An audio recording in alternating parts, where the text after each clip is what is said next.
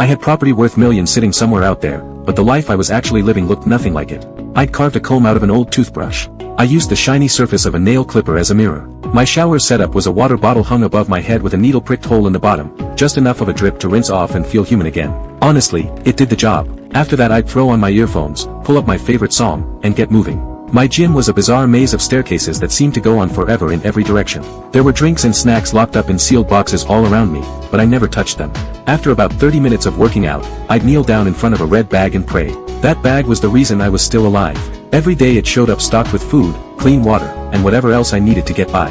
I'd sort through everything, sit down with an apple and a book, and that was my day. But I wasn't alone in this place. Up above the stairs lived an old man with white hair. He was dirty, worn down to almost nothing, and had been trapped here for 35 years. He'd long since stopped believing there was any way out. What got me was that we were the same age. 35 years ago, he had been a sharp, no-nonsense police officer. And me, I was a thief. We had been on opposite sides of everything. A mistake he made back then had gotten my brother killed.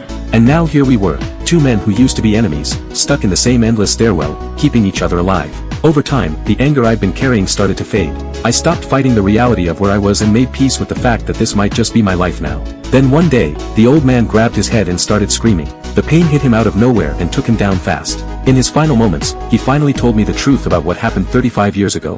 The day it all went wrong, my brother and I had gone out to pull a job. The cops came after us. In all the chaos, my brother got shot. We ran, and somehow we ended up stumbling into this place, this strange, impossible corridor packed with staircases. We looked everywhere for a way out, but none of the doors had handles. No matter how far down we went, we always ended up right back on the 9th floor. That's when it hit us. We were stuck in a loop with no exit. The officer tried every single door. Nothing worked. At one point they threw a key into a gap between the stairs, hoping it would trigger something. It didn't. When they got hungry, they took food from a vending machine nearby. But the next morning, the same sandwich was back inside the machine, fully restocked like nothing had happened.